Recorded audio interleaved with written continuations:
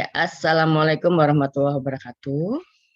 Waalaikumsalam warahmatullahi Waalaikumsalam wabarakatuh. warahmatullahi wabarakatuh. Ya, kita bertemu lagi di hari ini untuk melanjutkan materi pelajaran kita tentang struktur dan fungsi organ tumbuh-tumbuhan.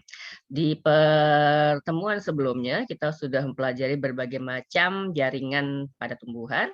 Kita sekarang akan memulai mempelajari organ tumbuhan. Organ pada tumbuhan cuma ada 3 yang utama ya, yang utama akar, batang, dan daun. Nah, dari situ bisa jadi modifikasi-modifikasi yang lain, misalnya bunga, buah, gitu ya. Nah, kita akan mulai dengan pembentukan organ tumbuhan. Ini sudah disinggung sebelumnya ya. Nah, jadi untuk membentuk akar, batang, dan daun itu diperlukan serangkaian proses yang namanya diferensiasi sel-sel. Gitu ya. Jadi selnya harus mengalami perubahan-perubahan bentuk disesuaikan dengan fungsi-fungsinya nanti, gitu ya. Kemudian sel-sel akan mengelompok menjadi berbagai jaringan dengan fungsi tertentu. Ada yang mau calonnya jadi akar, jadi batang, atau jadi daun, gitu ya. Nah, kemudian makin ke berikutnya makin kompleks, makin kompleks, makin kompleks. Jadi kalau kita mau lihat susunan jaringan pada batang misalnya begitu, maka ada banyak faktor yang mempengaruhinya. Misalnya kita mesti lihat tumbuhan itu dari divisi apa? Apakah dia magnoliopsida atau liliopsida, karena susunan organnya beda antara magnoliopsida dan liliopsida. Kita juga bisa lihat dari tipe pertumbuhannya. Ini tumbuhan primernya atau sekundernya, atau kita sebut kemarin misalnya ini batang primernya atau batang sekundernya, karena antara primer dan sekundernya itu susunannya juga beda gitu ya. Kemudian tipe habitusnya, apakah dia rumput-rumputan atau semak atau pohon-pohon besar, itu susunan organ-organnya juga berbeda gitu ya. Apakah dia hidupnya tahunan atau bulanan, kayak sayuran itu kan bulanan ya, atau beneran tanpa batas kayak perennial gitu ya, itu juga susunan organ-organnya beda.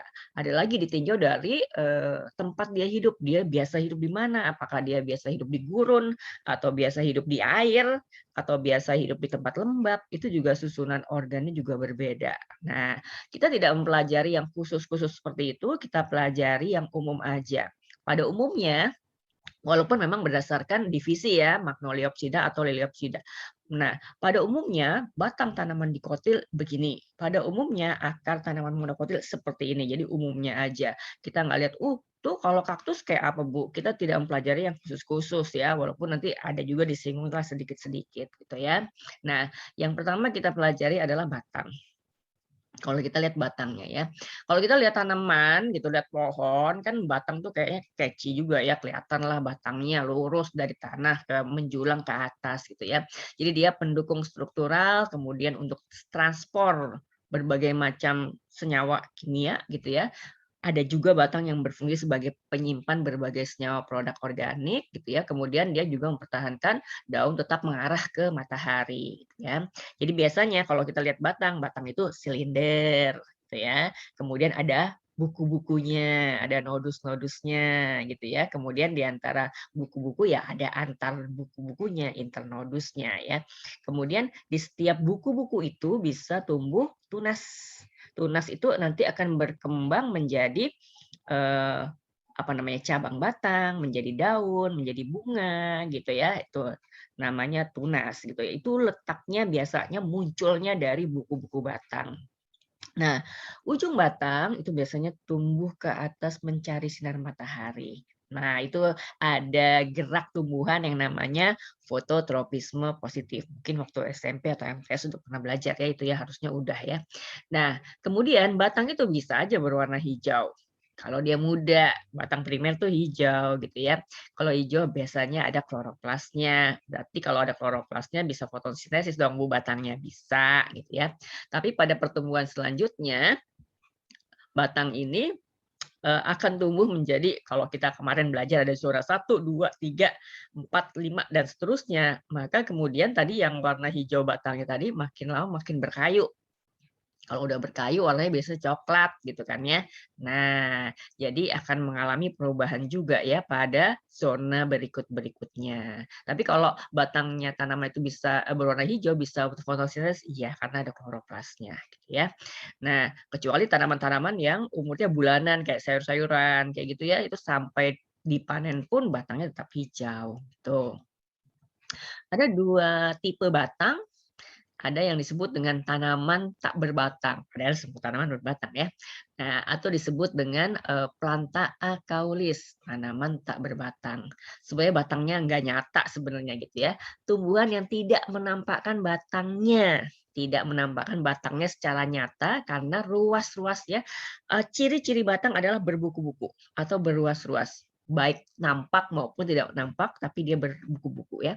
Nah, jadi kalau yang disebut tumbuhan tak berbatang itu kenapa dia disebut tak berbatang? Karena tidak menampakkan batangnya, ruas-ruasnya pendek-pendek. Jaraknya tuh deket banget antar ruas. Sehingga yang nampak di atas itu adalah daun-daun yang berjejal-jejal nih kayak begini nih. Sawi gitu ya. Nih seperti ini. Kan kalau ini batangnya mana ya? Tahu-tahu daun, daun, daun. Ini tangkai daun kan ya, tangkai daun muncul, muncul, muncul gitu ya. Nah, jadi yang kita lihat utamanya yang paling nampak itu adalah daunnya, batangnya nggak kelihatan. Padahal berbatang enggak? Ya berbatang gitu ya. Kalau nggak berbatang tuh daunnya nempel di mana gitu ya. Nah, daunnya muncul dari mana. Nah, daun-daunnya membentuk roset daun. Jadi tanaman yang kayak gini disebut roset daun. Apa contohnya? Nah, banyak nih tanaman monokotil ya. Lidah buaya, aloe vera, tanaman Adam Hawa, Royal Scholar. Ini tanaman ini ngetop banget kalau untuk praktikum di laboratorium. Ini tanaman Adam Hawa itu tanaman yang daunnya berbentuk pita, berarti dia monokotil. Kemudian bagian atasnya warnanya ungu, bagian bawahnya, epidermis bawahnya warnanya hijau. Jadi ungu sama hijau gitu ya. Jadi, ini juga gampang disayatnya, sehingga kemudian gampang diamati pakai mikroskop gitu ya.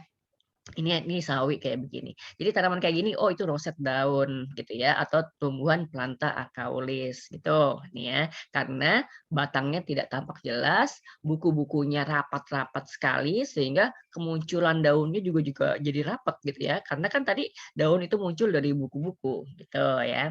Nah, jadi yang dominan kelihatan tuh daunnya gitu. Padahal ada batangnya ada gitu ya. Kemudian, maaf, maaf, baterai udah habis aja. Hmm. Bentar.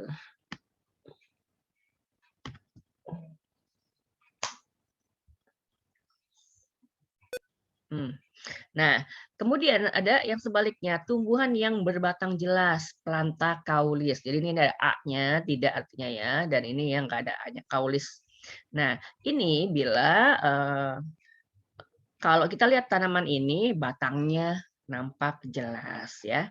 Dapat berdaun di tiap ruasnya atau beberapa batang tumbuh menjulang, jadi batangnya tumbuh menjulang, namun daunnya hanya di ruas-ruas atau nodus di ujungnya aja, kayak pohon kelapa gitu kan ya, palem-paleman ya, palma ya. Dengan antar ruas internodus yang sangat pendek dan membentuk roset disebut roset batang. Nah, contohnya pohon kelapa, pohon anjuang, pandan, daun suji gitu ya.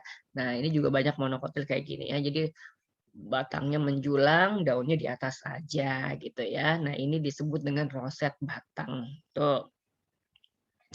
Nah, kemudian yang tadi batangnya jelas gitu ya, batangnya jelas bisa dibedakan menjadi tanaman yang herbaceous, tanaman yang berbatang basah, herba ya tersebut ya. Nah, batang tumbuhan tampak berair bahkan kadang-kadang transparan, bening gitu ya. Kalau dia hijau kan kalau herbaceous biasanya kan dia tanamannya nggak tahun-tahunan. Jadi dia tuh batangnya eh, warnanya hijau muda gitu ya. Jadi kayak hijau bening gitu ya. Nah, contohnya tanaman pacar air. Kalau zaman saya kecil dulu tanaman kan banyak di mana-mana ya. Sekarang kan sebagian besar tanaman itu udah susah dicari karena apa namanya, tanahnya banyak ditutup sama beton gitu ya. Nah, kalau ini tanaman pacar air ini, zaman saya dulu kecil emang beneran daunnya bisa ditumbuk kemudian untuk mewarnai kuku. mewarnai kuku gitu ya, ditumbuk sampai basah gitu, kemudian ditaruh di atas kuku, nanti kuku kita berwarna oranye, makin lama ada di atas kuku makin oranye warnanya gitu ya, sampai bisa kemerah-merahan.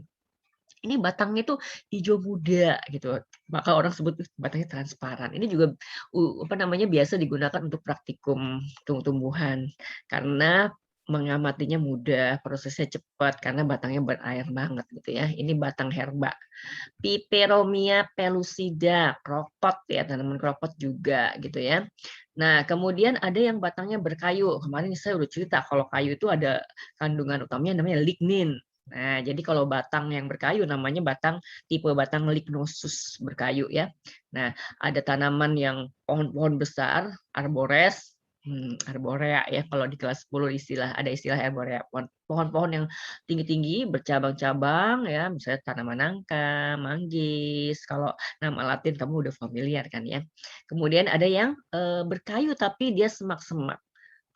Frutices ya, semak-semak. Jadi kalau semak-semak itu tingginya paling tinggi 2 meteran lah, tapi batangnya berkayu gitu ya. Batangnya pendek berkayu, cabang dekat dengan tanah. Jadi cabangnya banyak gitu ya. Cuma dia tanamannya pendek. Ya, tanaman soka ini untuk tanaman hias ya. Kemudian kaca piring, banyak tanaman hias yang tingginya sekitar segitu tapi batangnya berkayu. Kemudian ada tipe batang kalmus, batang rumput-rumputan berkayu, ruas-ruas, sering tidak tampak nyata, tidak berongga gitu ya. Ini pada rumput-rumputan yang tidak berongga. Tapi kalau kalamus, nah batangnya tidak keras, ruas-ruasnya agak panjang, nah ini berongga gitu ya. Jadi kalamus kayak mendong, kemudian tanam-tanaman rumput-rumputan cyperacea yang dekat-dekat rawa-rawa kayak gini biasanya tengahnya berongga gitu. Tapi ada banyak rumput-rumputan yang tidak berongga ya. Jadi ada kalmus yang tidak berongga, ada kalamus yang berongga. Nah, itu tipe-tipe batang. Yang kita pelajari yang umum, batang berkayu biasanya gitu ya. Nah, yang kita pelajari tadi kalau kita ngomongin batang, kita bagi dua ya batangnya karena anatomi morfologinya beda, yaitu batang primer dan batang primer dan batang sekunder. Tapi kalau ngomongin batang primer dan batang sekunder ini spesial adanya di tanaman dikotil atau tanaman Magnoliopsida. Maka subjudulnya jadi jaringan batang primer Magnoliopsida, gitu ya. Nah, kita udah sering banget nih lihat gambar ini, akan saya ulang-ulang terus supaya nggak lupa gitu ya. Nah, jadi kita akan mempelajari bahwa ada batang primer, ada batang sekunder. Sebelumnya saya udah jelaskan melalui skema ya. Jadi berdasarkan fase pertumbuhannya ada 2 macam batang, yaitu batang primer zona 1 sampai 4. Yang keempat ini biasanya kita menyebutnya zona peralihan antara primer dan sekunder. Yang beneran primer itu zona 1, 2, dan 3. Zona 1 zona apa, Nak?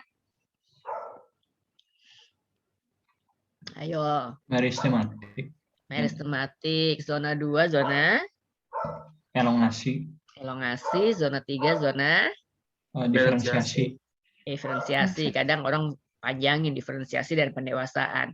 Nah, zona 4 itu udah didominasi oleh kambium pertumbuhannya gitu kan ya. Nah, ini disebut orang menyebutnya zona peralihan.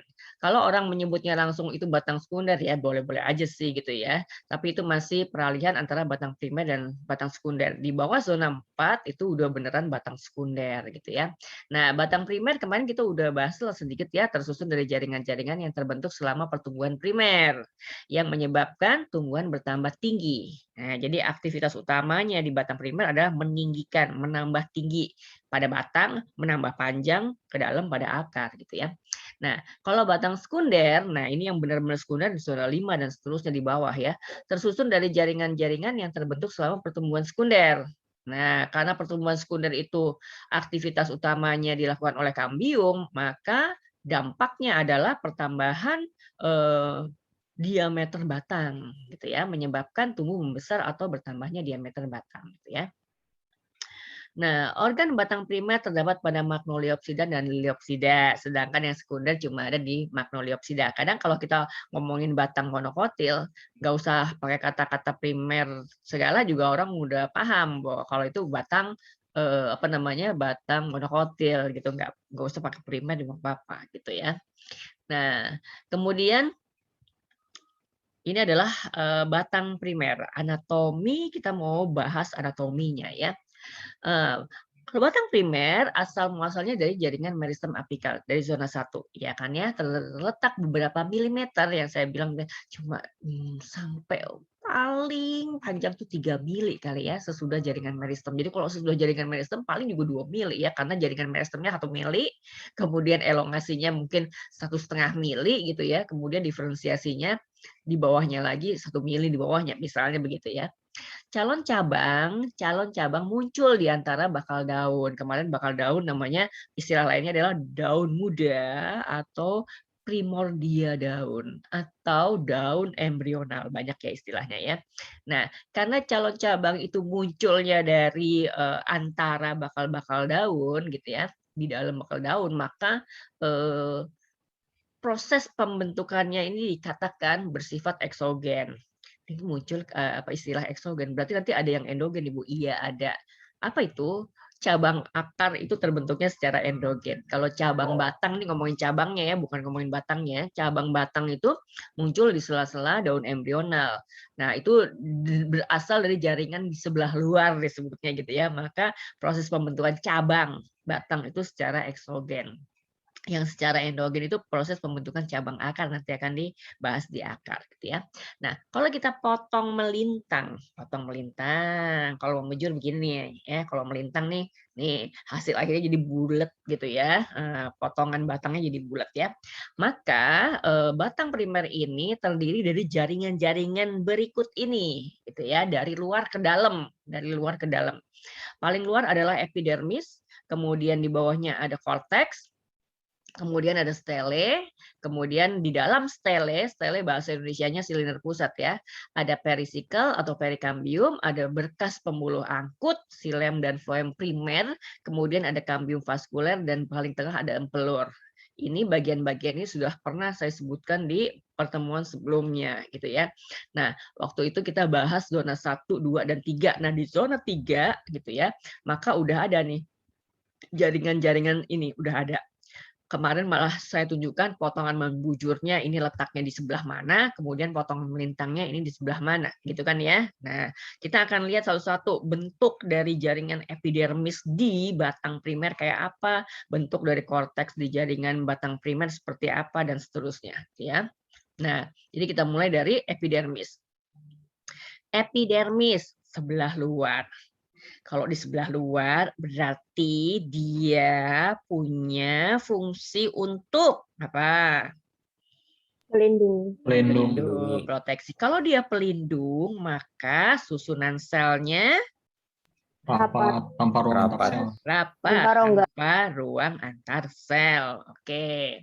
Nah, supaya lebih mantap lagi pelindungnya, biasanya batang muda gitu ya, dilapisi lagi di sebelah atasnya oleh lapisan kutin. Kutin itu zat apa ya? Mengandung zat apa?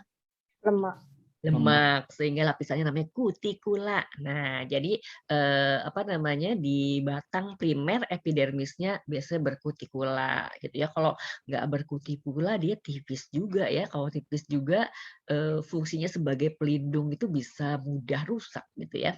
Nah, epidermis batang muda umumnya punya stoma. Nah, di stoma itu ada sel di kiri kanan lubang, namanya sel apa ya? Pelindung, Oh. guardian, Nokta. penjaga apa? Ya, sel penjaga, guard cell bahasa Inggrisnya ya. Sel penjaga itu punya kloroplas. Ini adalah salah satu pengecualian dari epidermis. Jadi kan kalau kalimat atau cirinya epidermis ada biasanya selnya tidak berkloroplas. Berarti ada yang tidak biasa. Yang tidak biasa di sini termasuk di batang muda ini dia berkloroplas.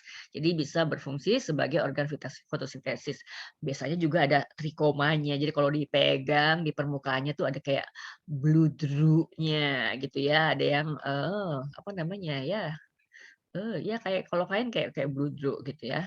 Kalau yang berduri-duri itu biasanya bisa juga sih, tapi bukan di batang primer. Kalau batang primer kan cuman sampai 3 mili doang gitu ya. Terus tiba-tiba ada duri di atas itu. Biasanya kalau duri itu udah di jaringan batang sekunder gitu ya.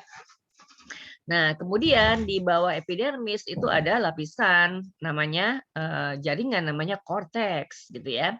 Korteks itu asalnya kalau dari zona 2-nya itu adalah meristem dasar ya, diingat lagi. Kalau epidermis itu di zona 2 awalnya namanya apa ya? Ayo. Mulai dibaca-baca ya. Di zona 2 epidermis kan belum terbentuk. Kalau di zona 2 namanya apa tuh di sebelah luarnya? Sebelum epidermis. Sebelum. Peridermis. No. Peridermis itu sudah.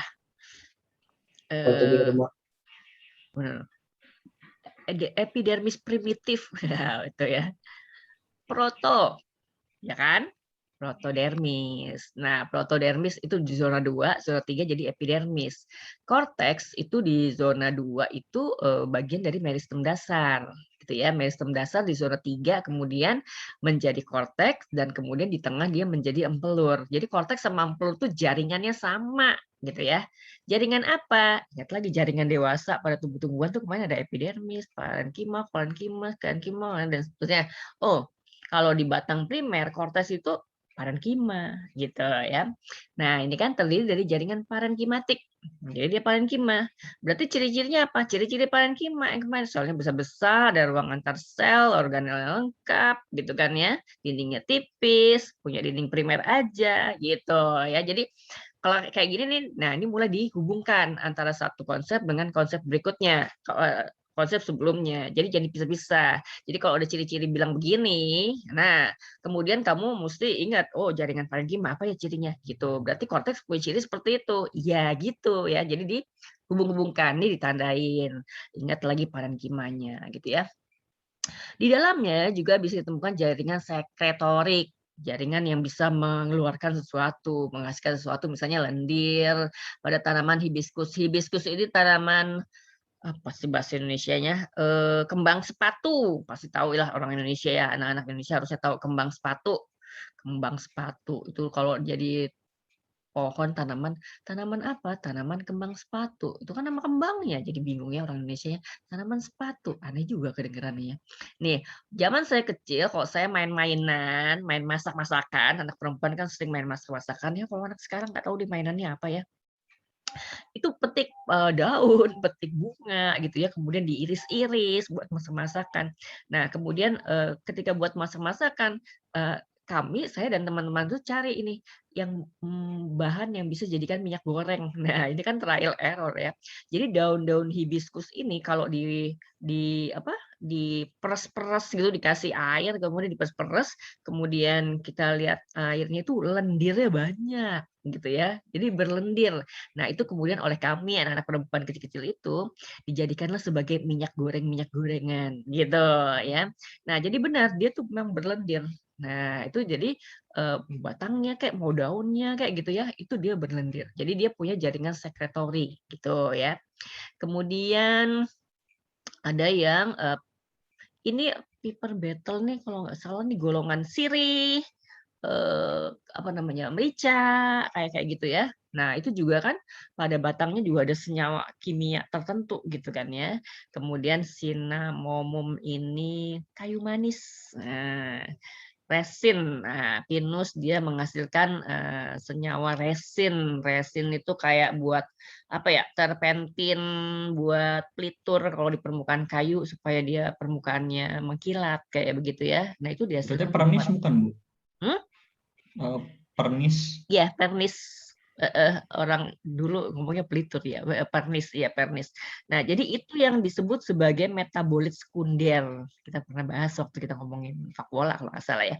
Metabolit sekunder tuh di situ tuh. Nah, jadi tuh senyawa lain yang dihasilkan tumbuh-tumbuhan. Setiap spesies tuh punya tuh metabolit sekunder yang khas-khas kayak gini gitu ya. Yang membedakannya dengan spesies yang lain. Kan kalau dia sekedar fotosintesis aja, dia pasti cuma menghasilkan O2 plus glukosa ya, tapi dia punya metabolit sekunder lagi yang lain yang kemudian bisa dimanfaatkan lagi oleh makhluk yang lain kayak kita manusia begini untuk kehidupannya gitu, dia sendiri nggak make gitu ya kayak gitu. Kemudian ini tadi tanaman Impatiens balsamina tuh pacar air nih, ngetop nih kalau di biologi ya.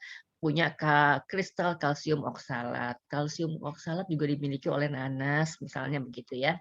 Nah, korteks karena dia parenkima, maka dia bisa menjadi meristematik, membentuk kambium gabus gitu ya. Kambium gabus. Kambium gabus itu istilahnya namanya velogen. Di sebelah mana korteks yang bisa menjadi kambium gabus? Sebelah luar. Kapan itu dia terbentuk? Ketika epidermis ini pecah-pecah di zona 3, 4 ya, peralihan kan dipecah-pecah kan. Nah, pecah-pecah kan nggak ada lagi yang nutupin jaringan di bawahnya. Maka kemudian korteks terluar ini menjadi meristematik membentuk kambium gabus. Jadi kambium gabus itu asalnya sebenarnya dari sini. Nah, kemudian karena dia kambium, nah kan dia meristem sekunder gitu kan ya.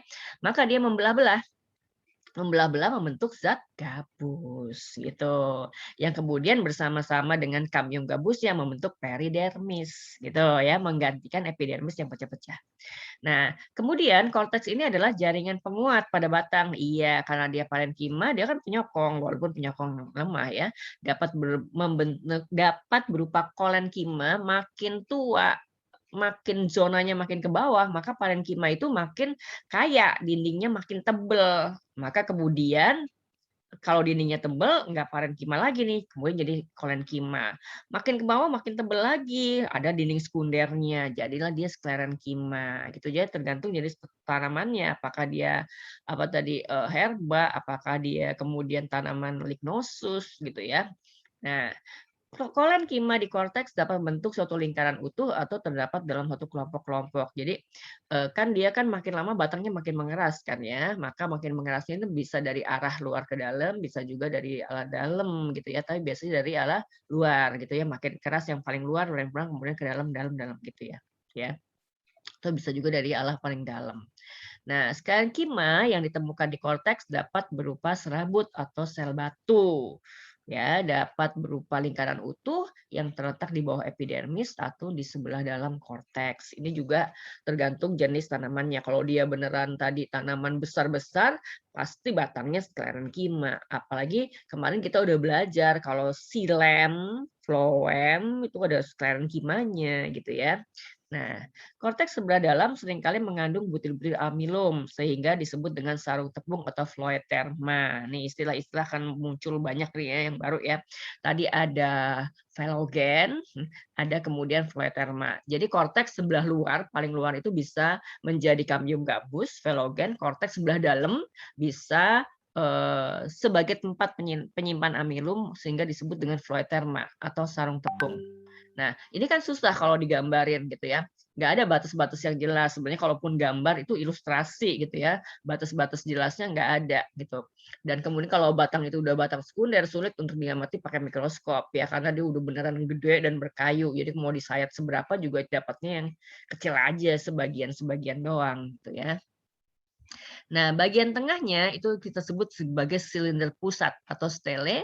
Nah, ini ada 3 bagian, yaitu perisikel, kemudian berkas pembuluh angkutnya, dan paling tengah adalah empelur. Jadi lapisan paling luarnya itu perisikel, paling luar stele. Nah, kalau paling luar stele dia berbatasan dengan apa namanya? Di sebelah luarnya perisikel kan paling luar ya, paling luarnya stele.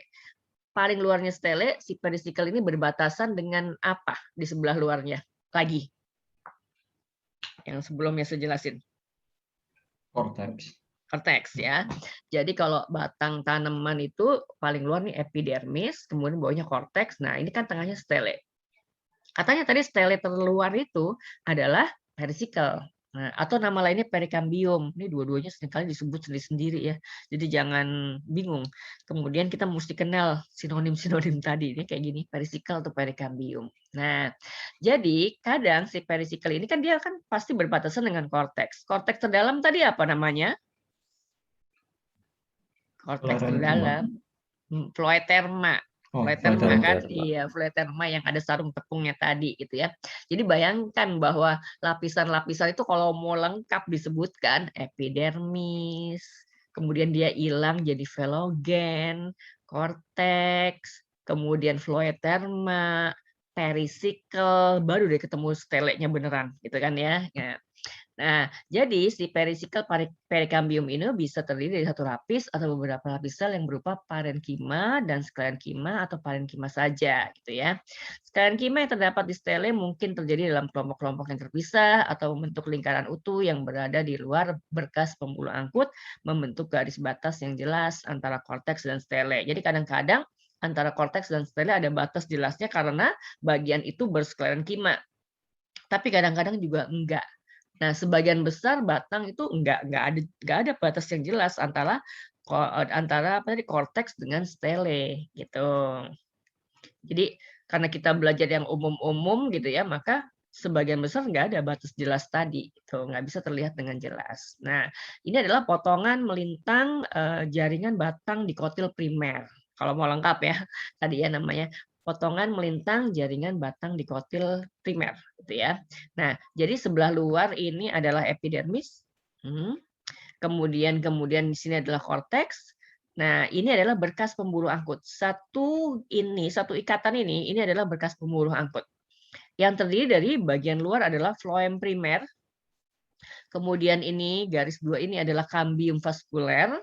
Kemudian yang gelap ini adalah xilem primer. Di bagian tengahnya adalah empelur. Gitu ya, di bagian tengahnya empelur. Nah, tadi kan saya bilang gambarnya susah kalau mau digambarin lengkap semua bagian-bagian tadi. Epidermis, mana sih panah aku? Kok hilang nih. Epidermis, kemudian kalau hilang dia jadi velogen, kemudian nih korteks. Korteks ke dalamnya di mana ya? Berarti kan daerah ini adalah stele. Daerah yang di luarnya floem ini adalah stele. Nah, korteks dalam tadi ada sarung tepung phloeterma gitu ya. Kemudian stele terluar ada perisikal perikambium. Berarti phloeterma sama perisikal sama perikambium kan dia benar-benar berdampingan gitu kan ya. Nah, atau mau digedein lagi begini bisa juga ya. Jadi ini epidermis paling luar. Kemudian tadi di bawah epidermis bisa aja kemudian korteksnya itu udah berkolenkima gitu ya, misalnya kayak gini. Nah, nih. Nah, ini yang masih berparenkima, parenkima korteks. Kalau ini di bawah epidermis ini udah lebih keras ya. Jadi ini udah berkolenkima, ini udah parenkima korteks gitu ya. Kemudian ini apa ya? Ini perisikal. Jadi di batas ini udah stele, ini perisikal. Kemudian ini udah floem, cambium vaskuler, xilem gitu ya, misalnya begitu ya. Nah, ini biasanya potongan kayak gini asli gitu ya dari batang tertentu. Biasanya batang yang bisa disayat pakai silet gitu ya, kayak batang sayur-sayuran, bayam kayak gitu ya, yang bisa potongnya gampang, tipis gitu ya. Walaupun dia udah sekunder gitu ya, walaupun udah sekunder tapi masih hijau gitu kan. Nah, itu adalah jaringan batang primer pada dikotil. Nah, kita lihat tadi kan kita ngomongin stele gitu ya. Kita baru ngomongin perisikalnya doang. Nah, di sebelah dalam dari perisikal atau perikambium kita sering menyebutnya sebagai berkas pembuluh angkut. Orang sering menyingkatnya menjadi BPA gitu ya. Nah, ini ada floem, xilem sama cambium vaskuler. Jadi kalau mau jelas maka dia adalah xilem primer, floemnya floem primer, kemudian cambium vaskuler. Nah, berkas pembuluh angkut pada batang Liliopsida monokotil itu berkasnya terpisah-pisah, ya terpisah-pisah menyebar, gitu ya, menyebar dia ikatannya itu menyebar, gitu, dan memiliki kolateral tertutup. Nanti kita bahas apa itu kolateral tertutup. Seringkali dikelilingi oleh sklerenkima. Sklerenkima itu kan tadi berkayu ya, sehingga disebut kolateral tertutup fibrovaskuler, tersebar tidak teratur. Nanti kita bahas sendiri nih batang Liliopsida monokotil. Nah, sekarang kalau kita lihat dulu detailnya batang dikotil. Berkas pengangkut pada batang Magnoliopsida dikotil ya. Ada yang berupa berkas-berkas terpisah tapi tersusun dalam satu lingkaran atau membentuk lingkaran utuh. Itu maksudnya ini nih. Nah, dia tuh melingkar. Nah, gitu ya, dia melingkar begitu. Di antara floem dan silemnya ada kambiumnya, ya. Nah, namanya kambium vaskuler. Kambium yang terdapat di dalam berkas pembuluh angkut. Floem, silem, tengah-tengahnya kambium vaskuler, gitu ya. Nah, ada lagi kambium intervaskuler. Kambium yang menghubungkan dua berkas pengangkut. Jadi ada dua berkas ya. Ini berkas gitu ya. Nah, di antara berkas pengangkut yang satu dengan yang lain, kemudian terbentuklah kambium. Itu namanya kambiumnya intervaskuler. Nanti antara kambium intervaskuler dan kambium vaskuler itu menyatu. Jadi benar-benar membentuk lingkaran. Gitu. Nah, proses menyatunya itu pada fase 4, pada zona 4, pada daerah transisi, pada batang transisi antara primer dan sekunder. Gitu ya. Nah, ini bentuk-bentuk dari ikatan berkas pembuluh angkut. Ada yang pertama namanya ikatannya bentuknya atau tipenya konsentris. Konsentris ya. Konsentris. Nah, ini konsentris nih kayak gini nih.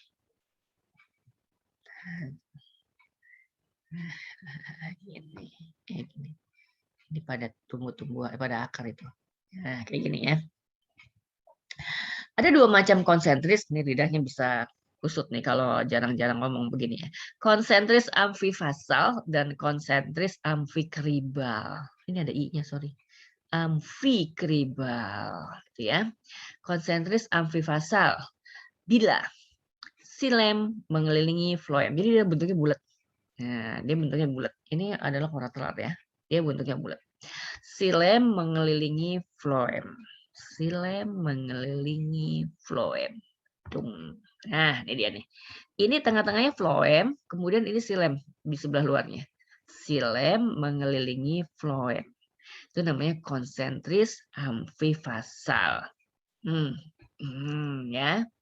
Jadi sambil membayangkan gambar yang tadi, karena bisa terbalik-balik kalau cuma hafal doang. Gitu ya. Contohnya pada tanaman begonia, lili, susah ya ngomongin tanaman pada anak-anak sekarang. Kadang dia benar-benar nggak tahu tanaman ini apa. Bisa googling ya tanaman lili, tanaman begonia kayak apa. Ceritanya susah ya. Sekarang udah susah ditemui di setiap rumah-rumah. Kalau dulu di setiap rumah ada aja tanaman ini, bahkan dia tumbuh liar aja tiba-tiba muncul di pekarangan gitu ya.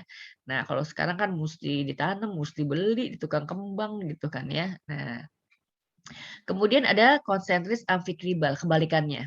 Bila floem mengelilingi silem, amfikribal. Nih, bila ini kok sama ya? Kenapa sama ya gambarnya ya? Nah, sorry, gambarnya jadi sama ya, terbalik gitu ya. Jadi ini dibalik, floem mengelilingi silem. Jadi floemnya di luar, silemnya di dalam. Nah, ini contohnya pada akar dan batang tumbuhan spesial ya, paku doang. Atau kalau di tanaman angiospermae, tanaman berbiji tertutup, itu cuma di buah sama di bunganya aja. Jadi bunga dan buah dia punya berkas pembuluh angkut, punya tipenya apa? Konsentris amfikribal. Gitu ya. Nah, jadi kalau soal ulangan misalnya ya, dia mau nanya tipe-tipe berkas pembuluh angkut, dia main contoh gitu ya. Maka mau nggak mau kita kenal contohnya. Konsentris amfifasal itu ya contohnya ya begonia sama lili. Gitu ya. Contoh konsentris amfikribal itu ya di tanaman paku, kemudian bunga dan buah angiospermae gitu. Nah, maka kalau disebut begini, ini terdapat pada tumbuhan paku. Mungkin di soal tidak disebutkan. Konsentris amfikribal terdapat pada tumbuhan berikut ini. A. Paku. B. Lumut. C. Ganggang. Misalnya gitu kan nggak begitu. Gitu kan ya. Kamu kan kenal tanaman paku apa aja. Gitu ya. Tanaman paku apa aja coba. Misalnya Lycopodium. Misalnya begitu kan. Paku apa itu? Ayo. Kamu belajar paku nggak sih di kelas 10? Belajar nggak? Kelas 10? Belajar, Bu. Belajar, ya. Marsilea crenata, ya kan, gitu kan ya. Equisetum debile, gitu kan ya. Nah, saya tuh paling gak suka sebenarnya apa mengingat-ingat nama-nama Latin itu ya. Makanya saya lebih suka ngajar di kelas 11 gitu ya. Nah, tapi kan karena sering dibaca, sering disebutkan, akhirnya juga kenal juga sih gitu ya. Ingatlah yang ngetop-ngetop lah, ingatlah gitu ya. Kayak gitu. Jadi kalau kalau kemudian disebutkan nama-nama tanaman pakunya, ya harus kenal akhirnya tanaman pakunya apa aja, karena soal kan nggak polos begitu ya, untuk anak-anak IC nggak polos begitu. Bunga dan buah Angiospermae, Angiospermae itu tanaman apa ya? Oh iya, dia tanaman berbiji tertutup. Tanaman berbiji tertutup itu terdiri dari apa aja? Monokotil dan dikotil. Oh banyak lah gitu contohnya gitu ya. Nih yang sticky nih, yang paku nih. Awas ya kalau saya sebutin tanaman paku kamu mesti tahu itu paku apa-apa gitu ya. Oke. Jadi ini bentuknya dia melingkar-lingkar. Satu ikatannya dia lingkar gitu ya karena maka namanya konsentris. Nah, kalau yang bertipe kolateral, nah bila floem berada di sebelah luar dan silem berada di sebelah dalam. Nah, kayak gini nih kolateral nih. Tuh. Nah, yang seperti tadi kita lihat gambarnya kayak kayak gini nih. Nah, ini kolateral nih begini nih. Tuh ya. Nah, kalau konsentris tadi ini bentuknya selingkar, selingkar, selingkar gitu ya. Satu lingkaran, satu bulatan, satu bulatan. Silem di luar, floem di dalam atau floem di luar, silem di dalam gitu. Itu kalau yang konsentris. Kalau yang kayak gini kolateral ya. Nah, jadi ini yang digambar ini adalah kolateral. Tuh. Oh ya, satu lagi. Kalau kamu hafal gitu ya, konsentris amfikribal, tipe berkas pembuluh angkut bila silem mengelilingi floem, gitu ya. Terus tanpa kamu mengingat-ingat gambarnya kayak apa ya, silem mengelilingi floem. Tiba-tiba soalnya itu kalimatnya gini, bila floem dikelilingi silem, maka berkas pembuluh angkutnya bertipe, lah awalan me-nya diganti di, misalnya gitu ya. Bingung deh gitu ya. Nah, itu kalau kamu cuman hafal doang tuh gitu. Maka kemudian diaplikasikan ke gambarnya. Oh kayak gini. Oh tanamannya tuh begonia, lili. Oh tanaman itu paku gitu ya. Jadi jangan hafal mati doang tapi enggak paham gitu. Tuh udah saya ingetin ya. Nah, kemudian ini nanti balik lagi kolateral. Nih ya. Ini gambar floem, ini gambar silem. Gitu. Ada yang diantaranya ada kambiumnya, ada yang nggak ada. Di antaranya nggak ada kambiumnya. Itu kan kalau tanamannya monokotil dia nggak punya kambium, gitu kan ya. Maka kemudian kolateralnya ada 3 nih, bukan cuma 2 ya. Kolateral tertutup, kolateral terbuka, dan bikolateral. Kolateral tertutup bila tidak ada kambium di antara silem dan floemnya nih. Nah, kalau nggak ada kambiumnya berarti itu dimiliki oleh tanaman monokotil, Liliopsida. Kolateral tertutup, gitu ya. Kolateral terbuka, nah bila di antara silem dan floemnya ada kambiumnya, gitu ya. Nah, ini biasa terdapat pada tanaman dikotil kan gitu ya. Nah, yang bikolateral ini aneh sendiri nih, gitu ya. Silem di tengah diapit oleh floem, silem di tengah, floem ada di luar, ada di dalam juga. Ini cuma pada tanaman tertentu aja. Contohnya tanaman cucurbitaceae sama solanaceae. Nah, balik lagi kayak tadi nih. Kan soalnya kadang nggak polos begitu ya. Tipe BPA kolateral bikolateral terdapat pada tanaman A, cucurbitaceae, B, solanaceae, B, misalnya palme, J, gampang banget itu mah ya. Apa itu contoh tanaman cucurbitaceae? Ayo. Temulawak. Temulawak. Itu bukannya zingiber ya? Jamu-jamuan itu kan bukannya zingiberase ya. Jahe, temulawak, kencur, kunyit, itu zingiber. Cucurbitaceae. Ayo. Ini tanaman yang buahnya airnya banyak. Semangka. Mangga. Terus berarti kalau itu sejenisnya apa lagi? Melon. Melon, Labu. timun, labu, ya gitu. Cucurbitaceae, gitu ya. Nah, jadi main dicontoh nih soal-soal kayak gini. Solanaceae, ayo contohnya apa? Kentang bukan sih? Ya, Solanum tuberosum, tuber tuh umbi kan berumbi ya. Solanum lycopersicum, banyak bijinya, tomat gitu ya. Terong, gitu gitu ya. Nah, kayak gitu. Bahkan kayak cabai ada di situ juga deh, gitu ya.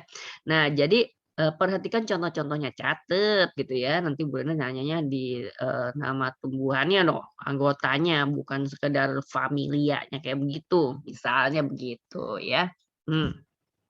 Ada lagi tipe BPA namanya radial. Dia itu melingkar kalau radial ya. Letak xilem dan floem berselang-seling secara radial. Ini spesial di akar.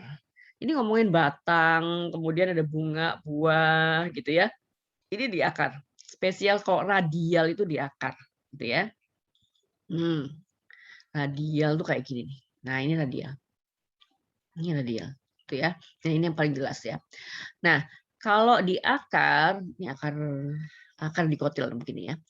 Ini yang gede-gede nih ya, ini xilem. Kemudian floemnya di mana? Floem di sini, di sini, di sini, di sini. Jadi dia tuh berselang-seling bergantian. Kalau orang nyebutnya gini, xilem floem, xilem floem, xilem floem, xilem floem. Nah, ini. Nah, itu disebut dengan radial gitu ya. Kayak gini nih. Jadi ini asli pada akar tanaman di sayat. Nah, kemudian dibuatlah skemanya gini gitu ya. Jadi ini epidermis, korteks, kemudian ini adalah stele gitu ya. Kemudian nih yang tengah nih semua nih. Nah, ini semuanya nih xilem. Floemnya ada di sela-sela ini. Nah, bahkan kalau di apa namanya? Akar dikotil gitu ya. Ini bagian tengah itu kelihatan gambarnya seperti bintang. Para ahli tumbuhan menyebutnya dia seperti bintang ya. Jadi kalau lihat potongan melintang bulat-bulat begini, kemudian tengahnya kayak gambar seperti bintang, itu akar. Akar apa? Oh, itu akar dikotil, udah kelihatan banget tanpa melihat kalau itu nggak ada bulunya, berarti bukan akar, belum tentu. Kadang orang gambarnya nggak pakai bulu gitu kan ya, nggak pakai bulu akar gitu kan. Kalau udah akar sekunder mana ada bulunya, wong akar sekunder epidermisnya kadang udah hilang gitu kan, nggak ada kan, padahal si bulu akar modifikasi dari epidermis gitu kan, maka nggak ada lagi gambar bulu akar di akar sekunder. Nah, kemudian kita bingung nih akar apa batang nih ya gitu ya. Tapi ingat kemarin kan saya udah bilang kalau di akar ini ada lingkaran kedua di dalam sini. Endodermis, batang nggak punya endodermis gitu ya, dia nggak ada lingkaran keduanya. Stelenya langsung aja nggak ada batas yang jelas antara korteks sama stele kalau di batang. Kemudian kalau dia akar dikotil ada bintangnya di tengah, itu pasti akar dikotil. Nanti kita pelajari waktu akar gitu ya. Nah, jadi seperti itu skemanya, tipenya. Jadi kalau ngomongin batang, biasanya kalau nggak konsentris ya kolateral. Kalau kita lagi ngomongin dikotil monokotil ya sebagian besar ya bentuknya kolateral aja, entah kolateral terbuka atau kolateral tertutup gitu ya. Nih yang dua ini. Ini yang umum. Ini ada tapi pada tanaman tertentu atau bagian tanaman tertentu aja gitu ya. Kalau ini umum, monokotil, dikotil beginilah semuanya. Ini juga khusus gitu ya pada tanaman familia tertentu aja. Oh ini akar itu ya. Nah, kemudian bagian tengah dari batang primer adalah empelur. Empelur itu asalnya dari meristem dasar di zona 2. Kan di zona 2 meristem dasar kemudian terbagi dua area. Area di bawah epidermis dan area di tengah-tengah. Yang di bawah epidermis kemudian di zona 3 berubah menjadi korteks, yang di tengah-tengah di zona 3 berubah jadi empelur. Ya, nih empelur ya. Nah, biasanya terdiri sel-sel parenkima ya karena asalnya dari meristem dasar gitu ya. Atau campuran sklerenkima dan korenkima kalau dia udah agak-agak tua lah gitu ya. Beberapa tumbuhan empelurnya mengalami desintegrasi, hilang sehingga bagian tengahnya berlubang. Contohnya pada tanaman kangkung, itu empelurnya hilang udah gitu ya.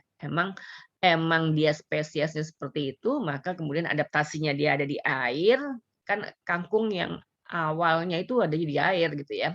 Kemudian kesini dia kemudian bisa ditumbuh di darat, kemudian jenisnya agak beda ya. Kangkung air dengan kangkung darat itu kalau dimasak rasanya beda. Yang air itu lebih lunak dan lebih berlendir. Kalau kangkung darat itu dia lebih agak keras. Jadi kriuk-kriuknya tuh dapat gitu ya kalau yang kangkung darat. Nah, orang sekarang lebih suka pakai yang kangkung darat yang kalau dijual itu ya emang sama akar-akarnya sih gitu ya.